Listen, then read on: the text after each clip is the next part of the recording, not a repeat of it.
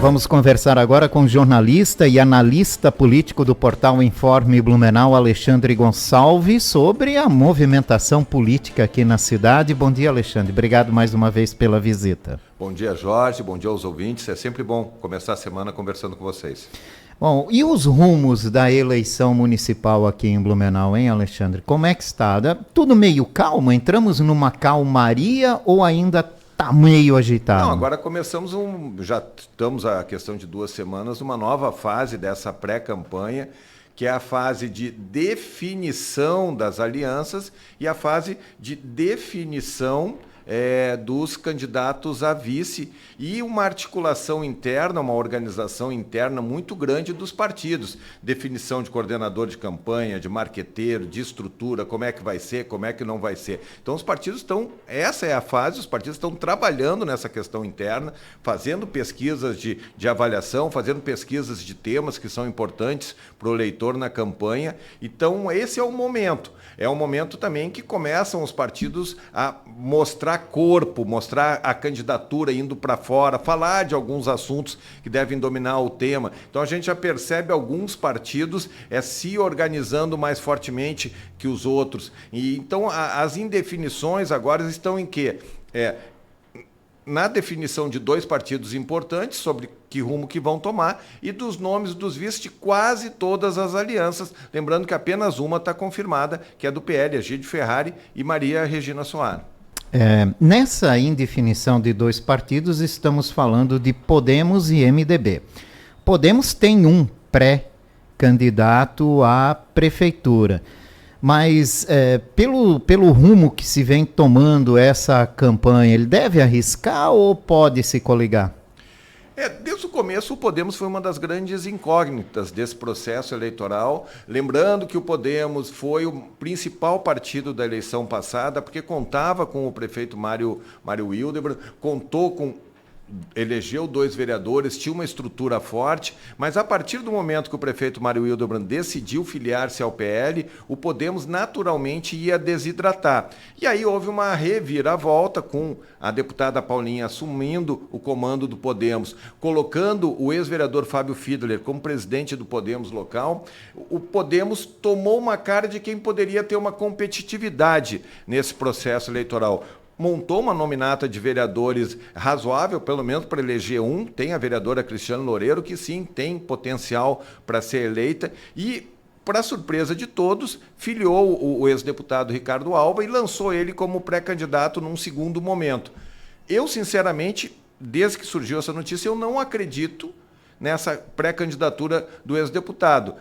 Agora, o que o Podemos faz é se cacifar nesse momento, tentar se colocar no cenário. Mas como todas as outras alianças já mais ou menos definiram os parceiros ideais, o Podemos fica meio sem rumo. Então, nesse momento, eles têm pré-candidatura, mas eu não acredito. E um fato sintomático é que a deputada Paulinha, antes de assumir a presidência do Podemos, ela estava muito próxima do PSD, ela já dava sinais que iria se filiar ao PSD.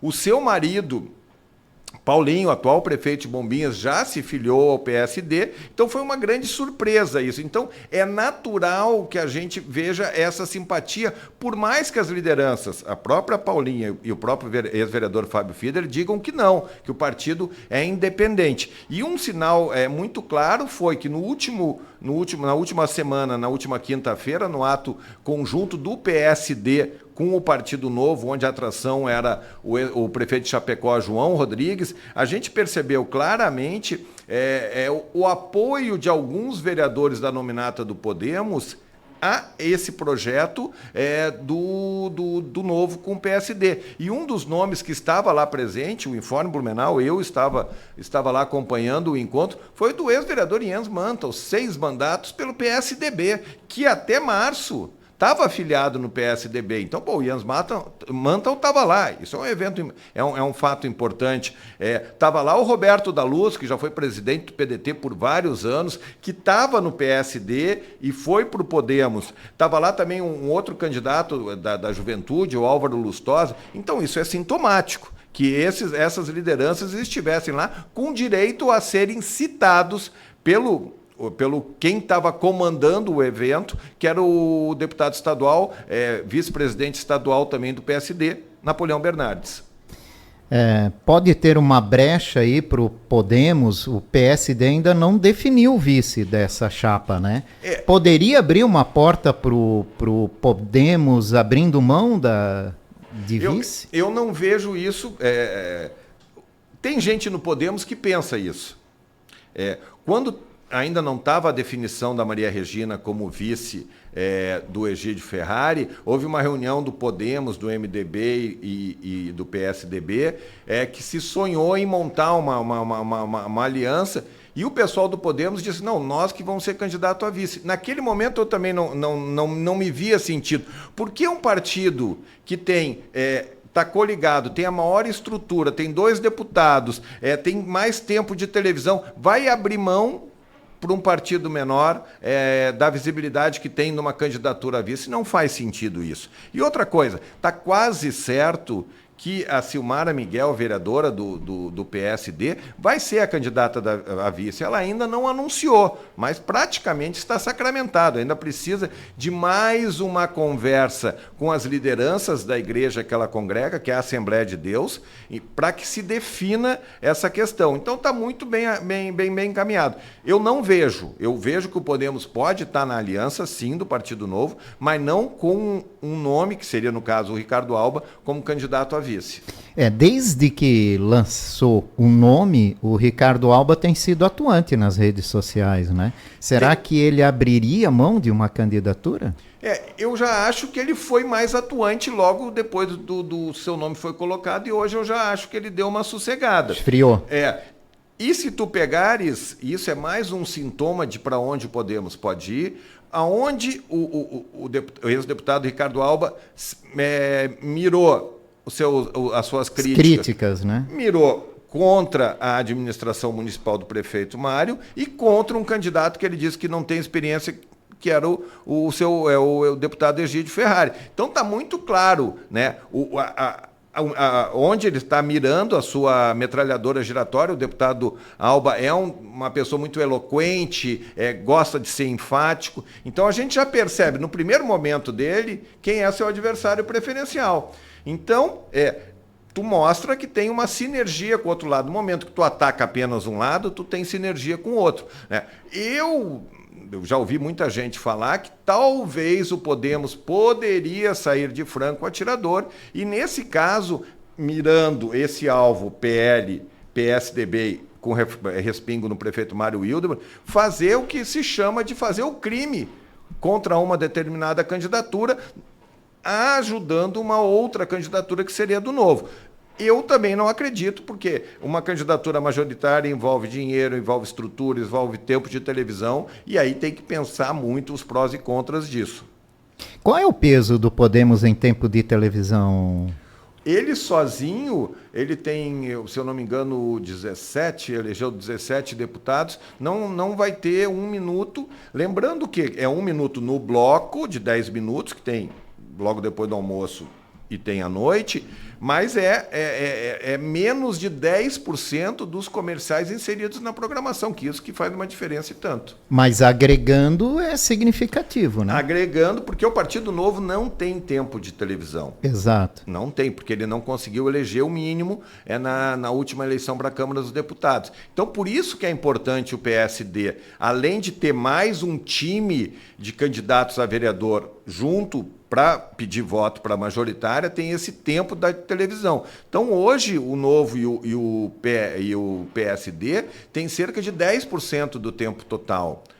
Não é um tempo muito longo, muito ótimo assim, mas também não é um tempo importante, razoável. É bem melhor do que da última eleição, né? Quando o Odair Tramontim tinha praticamente tempo nenhum, né? É verdade. Então, essa aliança é importante porque a comunicação é muito importante. Tem as redes sociais, tem o corpo a corpo, mas a inserção na programação de rádio e na programação de televisão de mensagens, elas têm um impacto relevante. insisto, não o bloco dos comerciais, dos blocos de inserções ali que todo mundo assiste, mas os comerciais, as inserções, sim, tem um impacto bastante importante na cabeça do eleitor, que é aquele momento que o eleitor está menos preparado, ele está vendo a novela, está vendo seu jornal, está vendo seu futebol, e aí entram as propagandas eleitorais. Semana que vem começa julho, que é o último mês de definições, né? A gente pode ter essas definições tudo em julho? Devemos ter? A definição somente nas convenções partidárias que começam dia 22 de julho até dia 5 de agosto. Nesse momento, as coisas estão bem encaminhadas, as convenções vão carimbar. Quando eu vou em alguns eventos de uma determinada aliança ou vou na outra, eles sempre colocam questionamentos dos outros partidos. Então, eu já, nesse evento que eu fui do PSD e do Novo, eu já ouvi falar que talvez o Republicanos não ficasse com o outro lado, que talvez até o próprio União Brasil não ficasse com o outro lado. Hoje, União Brasil e Republicanos já estão fechadinho com o PL. Por outro lado, eu já ouvi da aliança do PL, que talvez o PSD sem a vice não ficasse lá com o Novo. Eu, sinceramente, entendo que isso é tudo balão de ensaio, Jorge. Eu acredito que as alianças estão praticamente sacramentadas com esse ponto de interrogação do Podemos e do MDB. Agora, o que define é a convenção. Eu já ouvi gente questionando, será que a Maria Regina vai ser mesmo a vice de Egídio Ferrari? Bom, questionar, levantar dúvidas faz parte desse momento político, mas eu acredito que essas coisas estão sacramentadas, mas como a gente já conversou em outras oportunidades, a gente já viu as pessoas nas próprias convenções batendo o martelo, confirmando alianças que foram desfeitas logo depois, porque o que acontece? As convenções, elas confirmam, mas o que vale é o documento que você manda para o Tribunal Regional Eleitoral. E muitos partidos fazem o seguinte, eles anunciam, mas não fecham, não assinam a ata, para deixar aberta para fechar em cima do prazo. E como o PL, o Novo, o PT não, mas o PL e o Novo são partidos que sinalizam que vão fazer as suas convenções logo no início. O PL, inclusive, já deu a data, que é dia 22. Então, o Novo pode começar também fazer antes. Eu falei que era dia 22 de julho, mas é 20 de julho que começa a aliança. Então, o Novo sempre faz a sua convenção no primeiro dia. Historicamente, fez nas duas últimas eleições. Então, é ali que vai se sacramentar, mas mesmo assim não dá para dizer que o jogo está jogado ali. A gente vai ter essa clareza dia 5 de agosto. Com certeza, né? Contrato assinado, como se diz, né? Contrato assinado. Contrato assinado, que é o que vale. E o MDB, alguma possibilidade, Alexandre, do MDB não estar com PL nessas eleições? Muito difícil, muito difícil. O MDB ficou sem opção. Lembrando que o MDB era um fiador também da possível pré-candidatura da Maria Regina a prefeita. O MDB tem na sua executiva municipal o marido da vice-prefeita, Miguel Soares. Então, tudo dá a entender que o MDB vai estar. Agora, por que não foi anunciado ainda? Tem uma série de fatores. No primeiro momento, o próprio presidente local estava com dengue, o Daniel Ostin ficou 2 semanas também acamado. Então, uma série de circunstâncias. Eu conversei com o Daniel semana passada, ele disse que ainda precisam conversar algumas coisas. Agora, o MDB precisa ter essa definição e ela passa, às vezes, pela lógica de Blumenau.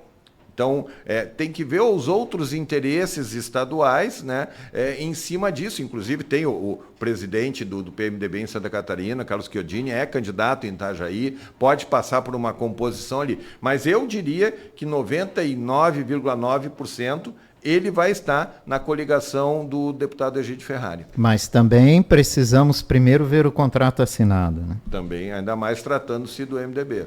Exatamente. Eu não sei você, mas eu já ouvi falar de que quando a Maria Regina e o PSDB tomou a decisão de ser vice do PL, agradou um lado e desagradou o outro, tanto no PSDB quanto no próprio PL.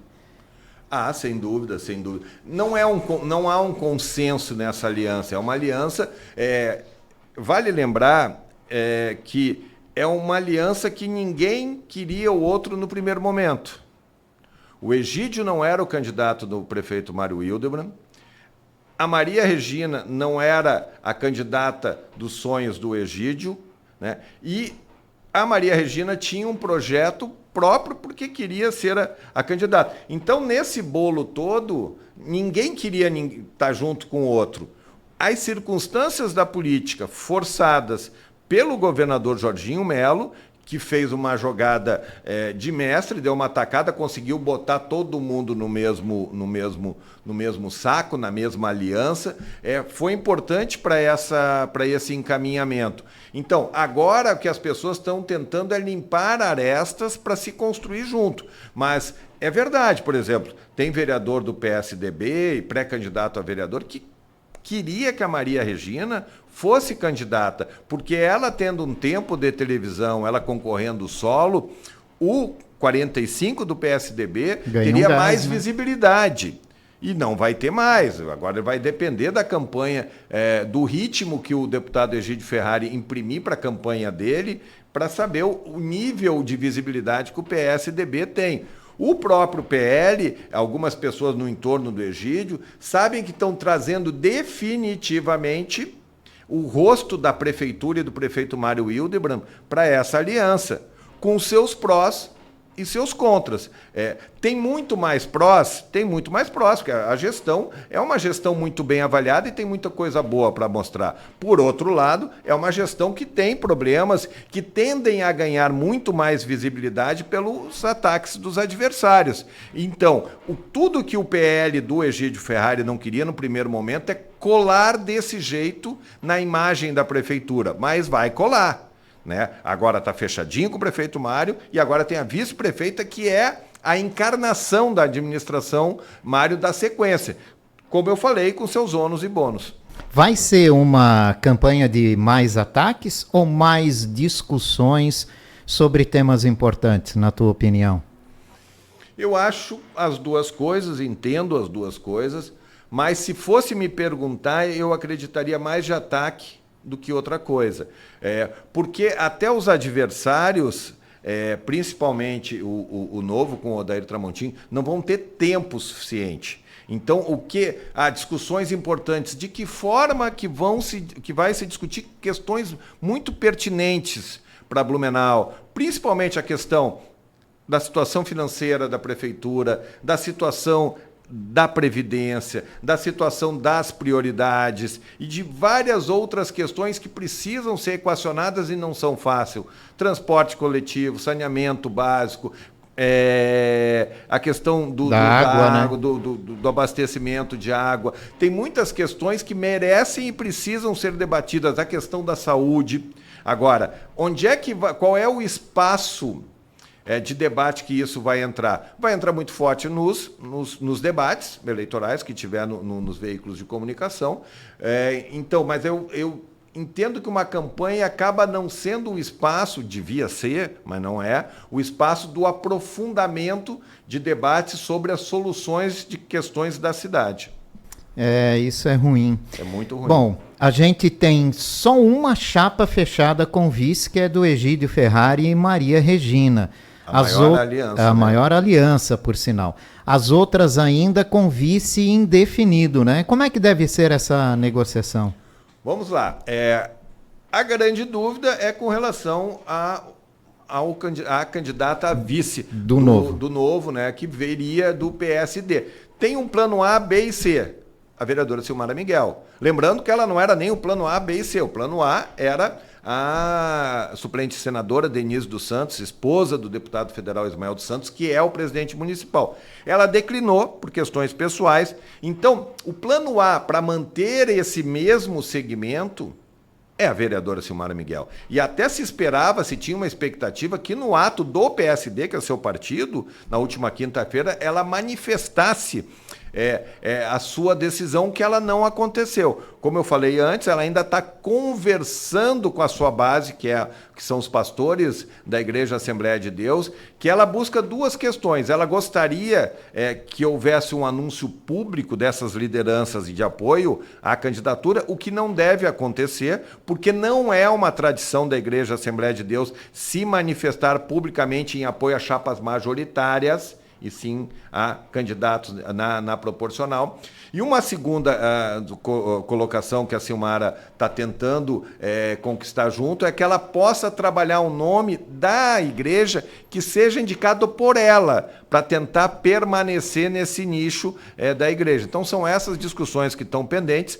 Eu conversei na semana passada com o deputado federal Ismael dos Santos, que também é a principal liderança da igreja, junto com o irmão dele, e ele me disse que provavelmente até dia 1º de julho essa definição tem. Então ela é o nome.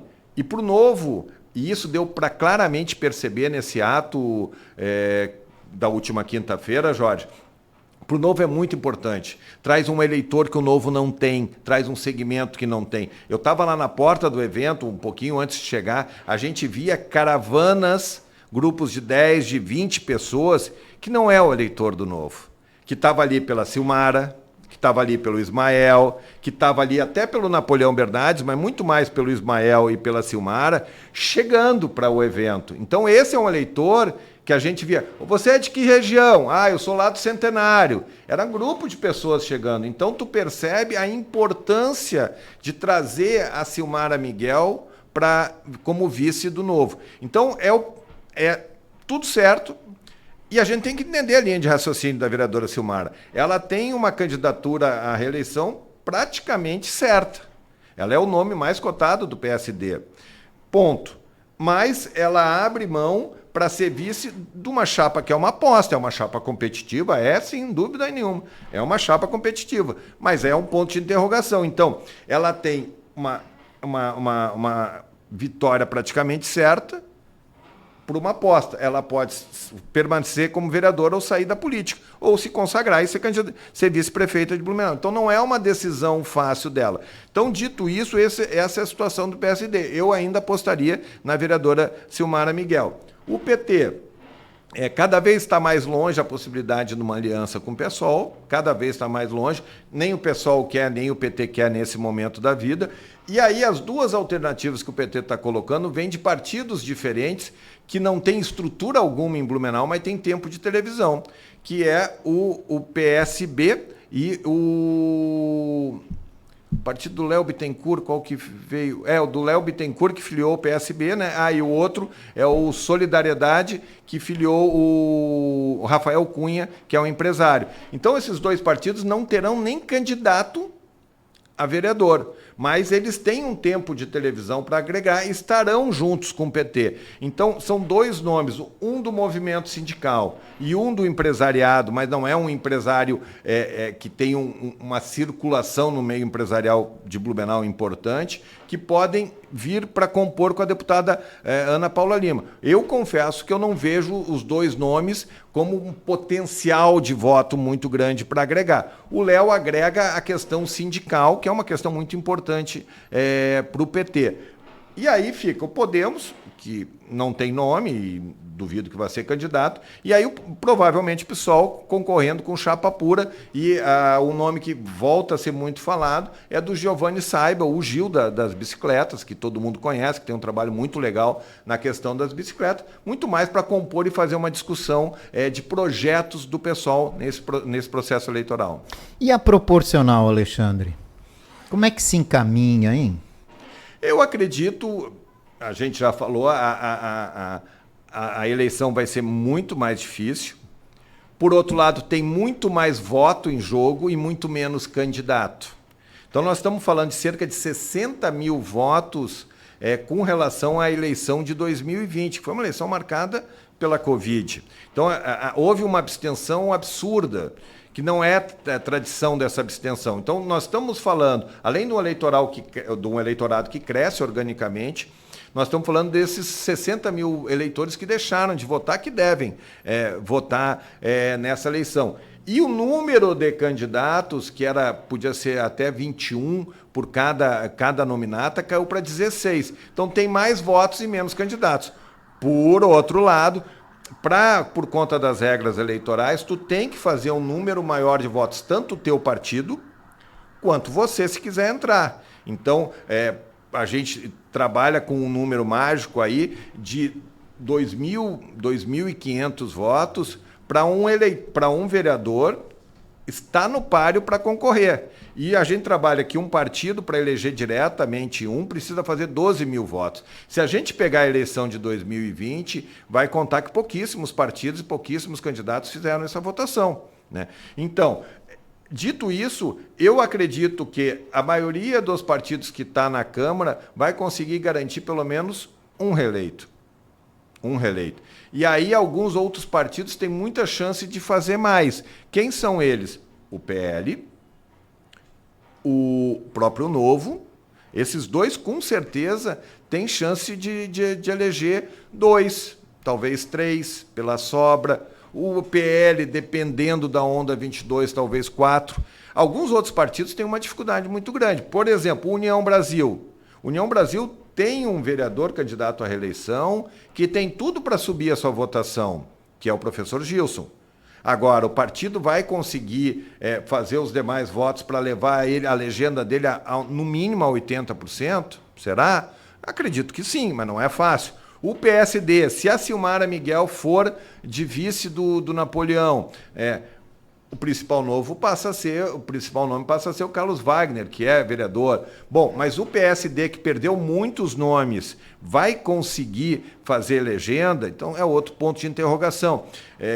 Então, essa equação tem que ser feita. Eu não acredito, os republicanos, que elegeu o Egídio Beckhauser, na última eleição, acabou sendo cassado por problemas da nominato, vai conseguir garantir Tenho dúvida. Então, é uma eleição que tem muitos pontos de interrogação. Acredito que alguns vereadores vão ficar pelo caminho. Por exemplo, o PP tem 2 vereadores candidatos à reeleição, né? Eu acredito que um deles fica de fora, provavelmente o Marcelo Lanzarin, porque tem o Rodrigo Marchetti, o delegado, que foi para o PP, é um dos nomes muito cotados para ser eleito. Então, nesse imaginário de fazer 2...